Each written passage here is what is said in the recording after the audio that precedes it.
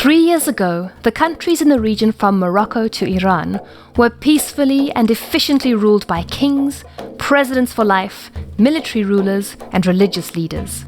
In these countries, you could study for years, but unless you had the right connections to the people in power or the money to buy yourself in, you would end up a cab driver or a vegetable salesman.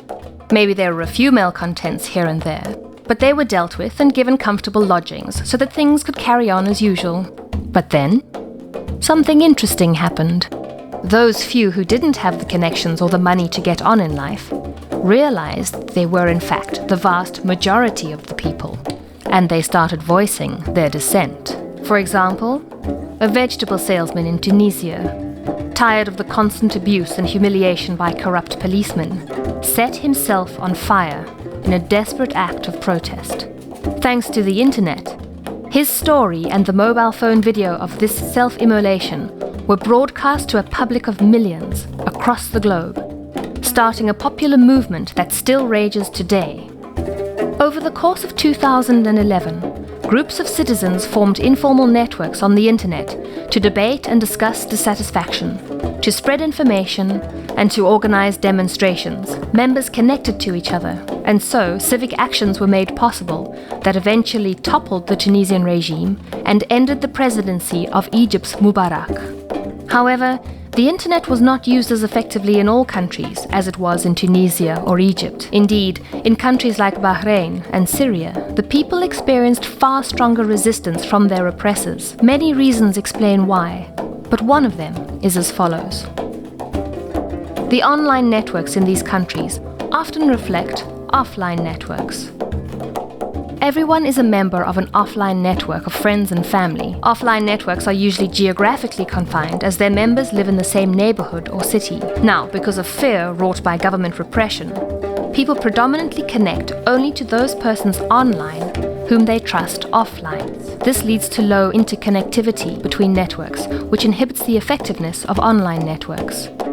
During the 2011 uprisings, we see that in all countries people started connecting on a national level.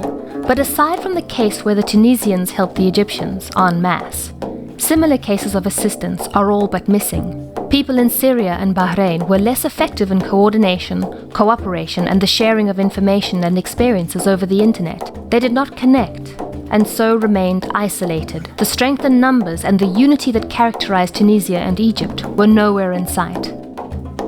Meanwhile, the uprisings in these countries were organized by citizens on a national level, but their repressive governments responded by calling in help on an international level. The uprising in Bahrain, for example, was struck down by armed forces sent in from Saudi Arabia, while the Syrian regime is being helped by Iran.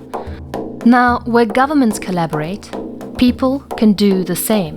When networks connect, they can share strategies, information, and experiences, and inspire each other to continue putting pressure on repressive regimes. One reason Egypt succeeded, for example, was because of the experiences and information that were shared with them through the online network of the Tunisians.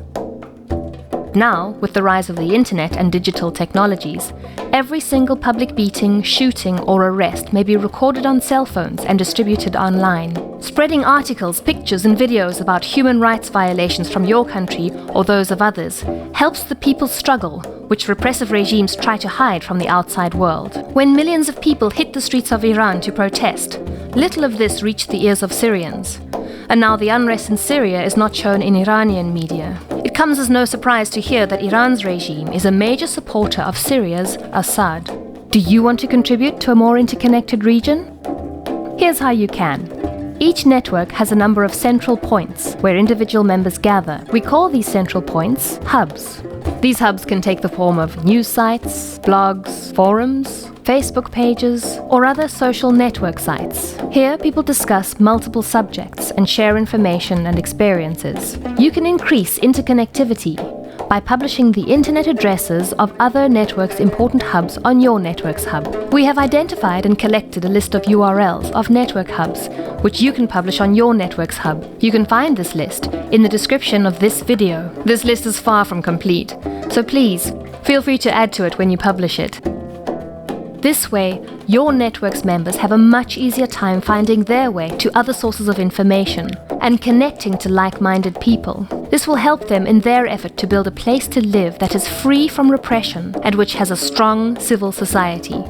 Each connection means communication, and communication is the foundation of civil society. Help each other.